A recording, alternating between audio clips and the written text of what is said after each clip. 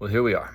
It has been probably right at a month since we did the last video, the last episode. It was supposed to be a weekly thing, and now it's turned into a monthly thing. So it is what it is. We'll just get started with it. I've been doing good. I've been doing good for the last month, and maybe that's why I didn't feel the need to do this, and I still feel good. I just wanted to get it in because I kept putting it off. I kept thinking about doing one, and I kept putting it off. And I hate being that guy, that person that just keeps putting things off when it takes, just a few minutes of my time to do this. And I enjoy it. I think it helps me. Certainly, I hope it helps somebody else out there. But if it doesn't, it helps me. So for the last month, been staying busy. Quickly, my daughter is in Indiana. She's doing her internship there. She's got one more year of college. She's doing an internship there, and she's really enjoying it. She's gotten to do some cool things, and so that'll be good for her for the future. And my son has 1 week. 1 week.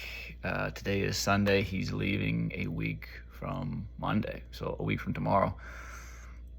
He's going to be gone to basic training in Parris Island, South Carolina, for the United States Marine Corps. And he's excited. The last few weeks, I've definitely been able to spend a little bit more time with him, which I've enjoyed a great deal. That being said, I value honesty, and I would love to spend some one-on-one quality time with my son. He's 17.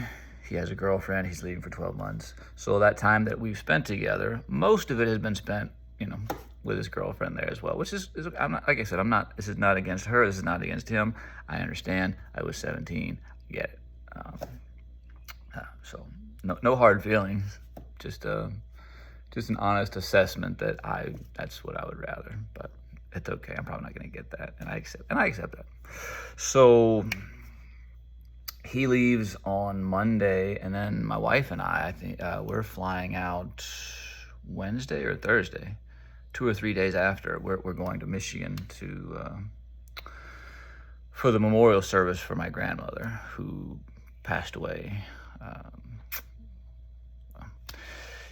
Fantastic woman, literally the kindest person that I've ever met in my life. A lot of people feel nice. They have to say nice things about people when they're gone, and with her, it's just easy. You just tell the truth. You don't have to make anything up. She was fantastic. She loved people. She loved to help people, and just all people in general. So she had Parkinson's, and she struggled for the last couple of years. So it still sucks. She's gone, and I miss her, and I'm gonna miss her. She was a big part of my life. We were pretty close, but I think it was for the best. She was 87, 88 years old, so lived a long, good life. Did a lot of things, helped a lot of people, made a lot of good friends. And she's gone, so that sucks, but I'm happy that she's not having to live in pain anymore. As for work, I have moved into my new position. I am now the fire life safety educator at the fire department, and it's been different. It's a welcome change, but it's definitely a change. It's a change that I chose, and I kind of knew what I was choosing. I'm excited about it. There's a lot of things I think that I can do in that position, but it's a big change from what I've been doing for the last almost 20 years. So I think there's that's my shirt. Sorry, I got distracted by the sexual Tyrannosaurus. If you know, you know. If you don't, you don't. Sorry. It's a welcome change. But it's going to take time to adapt and change, and it's just going to be a process of getting used to not being on a fire truck and not working a 24-hour shift and not getting up in the middle of the night and doing that thing. But it's another challenge, and I welcome it. I love it. I've enjoyed it so far, and I think I will continue to do so. Ultimately, for me, what I have figured out is, and again, this is just for me. I'm not a Zen master or I'm not a counselor, psychiatrist, psychologist. I'm not an intellectual.